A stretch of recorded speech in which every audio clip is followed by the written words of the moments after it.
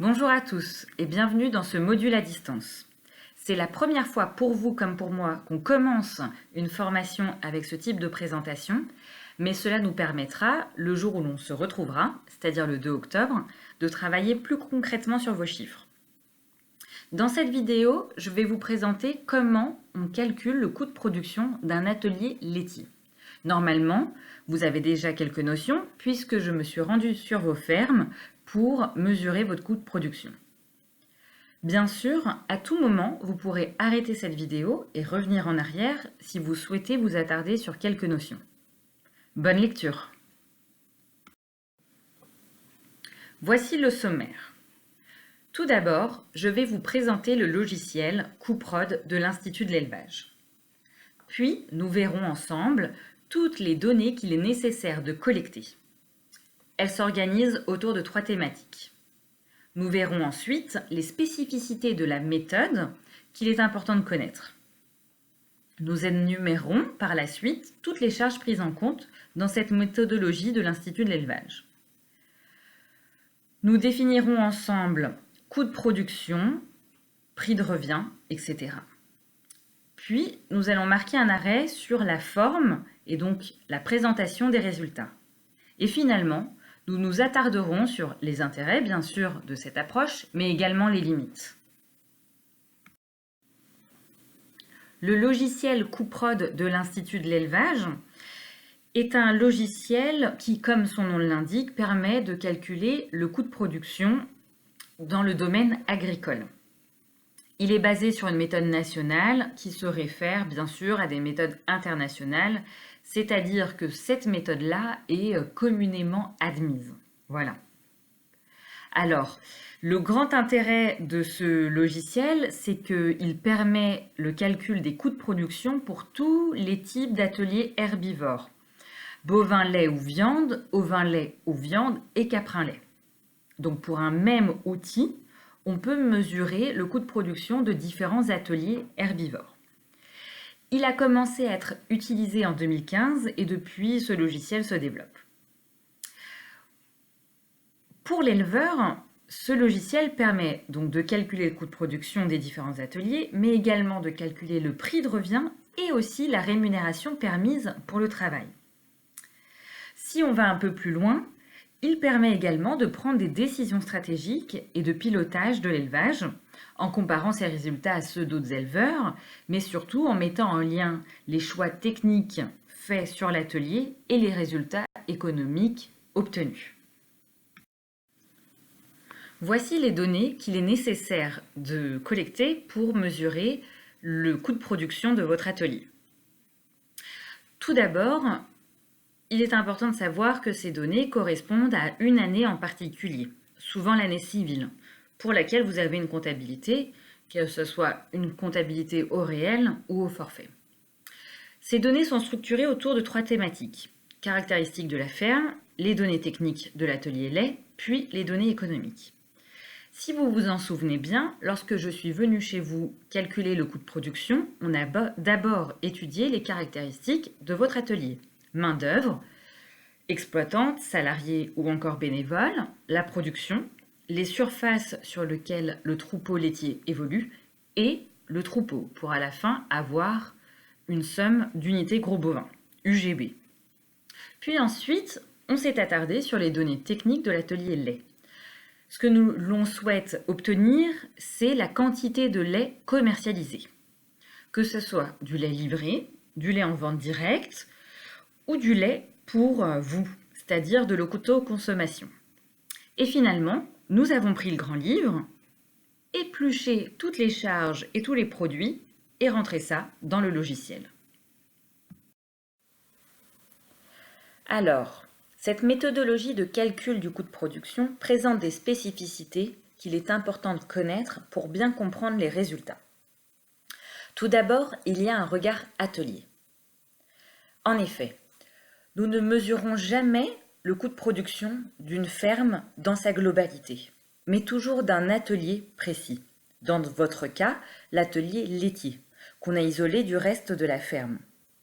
Cela présente un intérêt majeur, c'est que l'on comprend spécifiquement ce que coûte et ce que rapporte cet atelier, mais cela présente aussi des limites puisqu'il n'y a aucune interconnexion entre les différents ateliers de la ferme. Ensuite, il y a une unité de production, en fonction, bien sûr, de l'atelier que l'on évalue. Dans votre cas, ce sont les 1000 litres commercialisés. Si nous avions été dans un atelier bovin-viande, cela aurait été la production brute de viande vive. Autre spécificité, ce sont les clés de répartition des charges communes à différents ateliers. Par exemple, vous êtes en Bretonne Pinoire laitière, mais également naisseur-engraisseur de Port-Blanc de l'Ouest. Le tracteur, la main-d'œuvre ou encore les frais généraux de communication, de commercialisation sont communs à ces deux ateliers puisqu'ils sont englobés sur toute la ferme. Et donc, le logiciel présente des clés de répartition pour ces charges communes. Mais bien évidemment, on peut avoir la main dessus et les répartir manuellement. Finalement, dernière spécificité, c'est la prise en compte de la rémunération du travail. Souvenez-vous, quand je suis venue chez vous, j'ai demandé à chaque fois à quelle hauteur souhaitez-vous vous rémunérer. Et donc, cela est inclus dans le coût de production. Pour bien répondre à la spécificité de la méthode de calcul du coût de production qui est le regard atelier, il faut bien définir les contours de celui-ci. Voici un exemple. Ici, nous sommes en présence d'un atelier chèvre des fossés laitière. Voilà. Elles sont complémentées, donc les céréales autoconsommées sont inclus dans l'atelier. Et donc toutes les charges liées aux semences, à la récolte de ces céréales seront inclus dans le coût de production. Ensuite, nous y mettons l'herbe de cet atelier chèvre des fossés. Une partie du bâtiment, puisque les chèvres sont rentrées toutes les nuits, mais pas la totalité, car, comme vous pouvez le voir, il y a un second atelier bovin-viande d'Armoricaine qui sont rentrés de temps en temps dans le bâtiment. Le tracteur, lui, sert pour moitié aux chèvres et pour moitié à l'atelier bovin-viande. Donc, nous ferons moitié-moitié des charges de ce tracteur. Donc, carburant, mais aussi frais d'entretien. Finalement, une personne et demie travaille dans l'atelier chèvre des fossés et donc elles sont incluses dans cet atelier. Finalement, est inclus dans cet atelier chèvre des fossés laitière toutes les charges et tous les produits liés au troupeau, aux surfaces pour l'alimenter et à tous les moyens de production mobilisés. Nous venons donc de finir de caractériser la ferme ainsi que l'atelier et il faut maintenant collecter toutes les données liées aux charges et aux produits de celui-ci. Tout d'abord les charges. Elles sont réparties en 3 grandes catégories. Les premières, les charges courantes. Parmi celles-ci, les dépenses. Ce sont les charges les plus simples à comprendre. Elles ont donné lieu à des flux monétaires au cours de l'exercice. Par exemple, les frais vétérinaires, les frais d'entretien du tracteur, le carburant, etc. Chaque poste étant ajusté à des variations de stock, bien évidemment. Il y a ensuite les charges liées aux céréales autoconsommées. Donc nous y intégrerons les charges liées aux semences, mais également aussi à la moisson. Les cotisations sociales de l'exploitant ne sont pas prises en compte dans cette méthodologie. En deuxième charge, il y a les amortissements. Et c'est une grande particularité de cette méthode, puisque les annuités ne seront pas prises en compte, mais à la place les amortissements. Ce sont des charges calculées que l'on peut voir dans vos grands livres, et elles correspondent à l'usure et à l'obsolescence du matériel. Troisième et dernière charge prise en compte, les charges supplétives. C'est la partie un peu complexe de cette méthodologie de calcul de coûts de production. Ces charges supplétives sont calculées pour rémunérer les facteurs de production que le paysan met à la disposition de son entreprise. Première grande particularité de cette méthodologie, c'est l'application de charges aux terres en propriété. En effet, pour pouvoir comparer les fermes en location et les fermes en propriété, un prix de fermage moyen de la ferme ou de la région est appliqué à chaque hectare en propriété.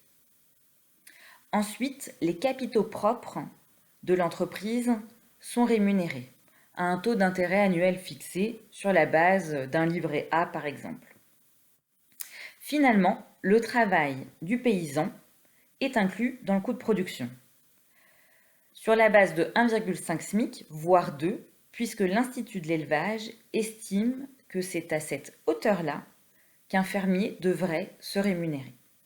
Mais ceci est personnalisable, et donc à chacun d'indiquer à la personne qui vient calculer le coût de production à quelle hauteur il souhaite se rémunérer. Ici, je vais vous énumérer toutes les charges prises en compte. Tout d'abord, les charges liées au travail. Comme nous l'avons vu précédemment, ce sont des charges calculées sur la base d'une rémunération à 1,5 SMIC, voire 2, mais cela est personnalisable. Autre charge, celle liée au foncier et au capital. Fermage, frais financiers. Et comme l'on l'a vu précédemment, un fermage est appliqué aux terres en propriété. Il y a également les charges liées aux frais divers de gestion. Ce sont les charges liées à la comptabilité, aux assurances, mais aussi d'autres charges diverses telles que le téléphone, les timbres, les envois, etc. Ensuite, nous avons les charges liées au bâtiment. Donc, entretien du bâtiment, eau, électricité et puis amortissement de celui-ci vu l'obsolescence de ce type de bâtiment. Il y a ensuite les charges de mécanisation qui sont souvent très importantes dans les élevages de races locales. Là, on y trouve les frais de carburant, d'entretien et d'achat de petits équipements, qui sont souvent très importants également, des travaux par tiers, donc lorsque vous faites appel à une ETA ou même à la CUMA, les amortissements du matériel. Voilà. Vient ensuite les frais d'élevage. On y trouve les produits vétos, les honoraires vétos, les frais d'élevage d'identification, contrôle de performance, d'insémination, de paille, voilà. Mais attention, les frais de transformation et de commercialisation sont inclus dans les frais d'élevage. Ça, c'est selon le logiciel Coût-Prod de l'Institut de l'élevage. Vient ensuite les charges liées à l'approvisionnement des surfaces. Engrais, amendements, semences, traitements divers, voilà. Puis, l'approvisionnement des animaux. Là, ça va être l'achat de concentrés, de minéraux ou de fourrage pour le troupeau de l'atelier évalué. Vient ensuite les produits. Et donc, dans les produits, ici nous avons l'exemple des produits bovins-viande, mais je vais vous expliquer en lait comment cela fonctionne. Nous allons prendre en compte tous les produits liés au lait commercialisé, mais également si le petit lait est valorisé par des porcs, mais que vous n'êtes pas naisseur-engraisseur de porc. Nous allons y inclure les produits liés à la viande de porc qui valorise le petit lait. Et si vous n'avez pas un atelier spécifique bovin-viande, nous pourrons y inclure aussi les produits liés à la viande, par exemple de veau ou de chevreau. Voilà. Vient finalement les aides totales, donc les aides liées à la PAC, mais aussi d'autres aides diverses. Nous venons de finir la collecte de données et nous allons bientôt obtenir les résultats. Mais avant cela, il est important de définir précisément ce que l'on entend derrière coût de production, prix de revient et rémunération du travail. En ce qui concerne le coût de production, c'est le résultat d'une approche dite comptable. Il permet d'évaluer tout ce que l'éleveur engage pour produire le lait en intégrant le coût du travail, des surfaces qu'il a en propriété et des capitaux propres mobilisés pour financer les bâtiments, le matériel, le cheptel, les stocks, etc. Le prix de revient, c'est le prix de vente du lait qui permettrait de couvrir l'ensemble des charges engagées par l'éleveur et également rémunérer celui-ci au niveau défini, compte tenu du montant déjà couvert par les aides et par les produits joints. Et les produits joints dans les ateliers laitiers peuvent être très importants. Il s'agit par exemple de la viande vendue ou même de la vente d'animaux sur pied. Finalement, la rémunération du travail, même si nous l'avons déjà vu précédemment, il s'agit du niveau de rémunération de la main-d'œuvre exploitante compte tenu des charges engagées, de la rémunération des capitaux propres et des produits. Ainsi, le coût de production de l'atelier lait n'est pas directement comparable au prix de vente du lait. Ce sont l'ensemble des produits de l'atelier lait qui doivent couvrir le coût de production de celui-ci. Donc le lait vendu, les produits viande de l'atelier lait, les autres produits joints s'il y en a, puis les aides. Pour une comparaison possible du prix du lait, il faut prendre le prix de revient. Ce schéma va nous permettre de mieux comprendre les notions abordées précédemment. Tout d'abord, l'unité. On est en euros par 1000 litres de lait. Bon, moi je préfère toujours parler en euros par litre de lait, malgré que le logiciel Couprod présentera toujours les résultats en euros par 1000 litres de lait. Donc nous avons deux histogrammes. Le premier qui présente le coût de production de l'atelier, puis le deuxième, les produits de l'atelier. Nous voyons bien ici que le coût de production de l'atelier correspond à toutes les charges mises en place afin de produire le lait de cet atelier. Et dans les charges, nous avons bien les charges courantes, les amortissements, puis les charges supplétives, y compris la rémunération souhaitée par l'éleveur qui est indiquée ici en jaune. Bon, ici, elle est de 1,5 SMIC. Les produits de l'atelier présentent bien tous les produits permis par cet atelier, avec les produits lait en bleu, les produits joints, tels la viande en rose clair et les aides en rose plus foncé. Et donc, le prix de revient du produit, c'est bien le prix de vente du lait pour rémunérer l'éleveur à hauteur souhaitée et combler toutes les charges engagées par l'éleveur compte tenu des produits joints et des aides.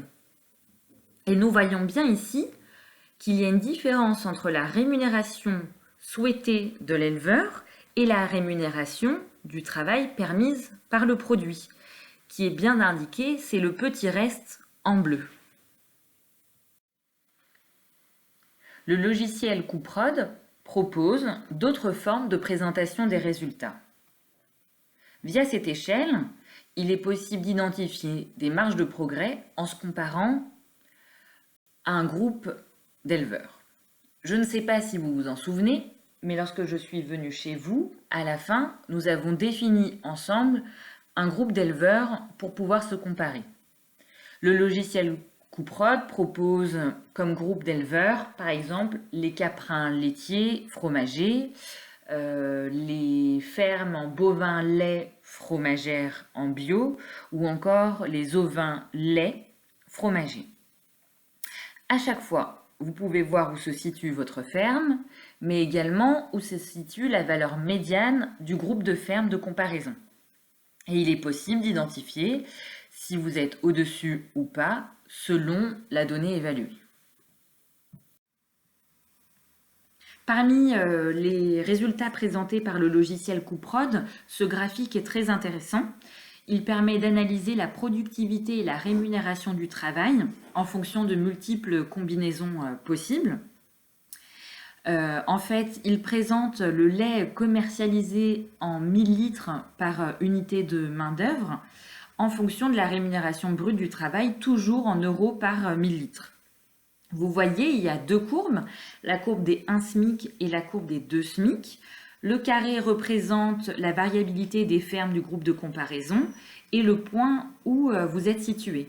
Et donc en race locale, il présente toute son importance ce graphique car il permet d'évaluer les différentes stratégies qu'il est possible de mettre en place pour mieux se rémunérer.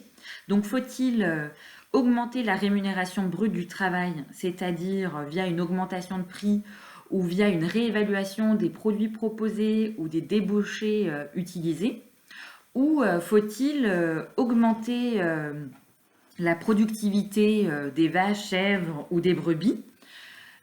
Et donc, on voit bien qu'il y a différentes possibilités pour déplacer ce point. Et pour conclure, voici les intérêts et limites de l'approche coût de production de ce logiciel de l'Institut de l'élevage. Tout d'abord, à partir d'un outil économique, il est possible de réfléchir aux marges de progrès techniques et ça, c'est super intéressant. En effet, à la fin des résultats, nous avons vraiment l'évaluation concrète de chaque poste de charge et donc il est facile de mettre en lien avec ce qui s'est passé sur la ferme cette année donnée. Il est aussi possible d'évaluer précisément quel progrès on peut mettre en place sur la partie rémunération via les débouchés, les stratégies de commercialisation et l'évaluation du prix des produits. De plus, via cette méthode qui est commune, il est possible d'obtenir des comparaisons multiples, donc entre fermes ou entre groupes de fermes, mais également des comparaisons indirectes avec le prix de vente du produit principal. Donc évaluer ce que l'on pensait être le prix de nos produits en fonction du résultat concret de cette méthode de calcul du prix de vente du produit principal. Mais il y a également des limites parce que les performances économiques de la ferme sont appréciées selon une méthodologie qui ne prend pas en compte les interactions entre les ateliers. Donc par exemple, on ne prend pas en compte l'intensification d'un atelier animal pour dégager de la surface en culture par exemple. Pareil, il est difficile de pouvoir extrapoler les résultats lorsqu'il s'agit d'installations récentes où les amortissements vont être très importants et donc où il risque d'y avoir une surévaluation des charges de mécanisation ou de bâtiment. Mais l'inverse est également possible sur les fermes en fin de vie, où là, avec très peu d'amortissement, il est difficile de conclure de l'efficacité, on va dire, économique de cette ferme.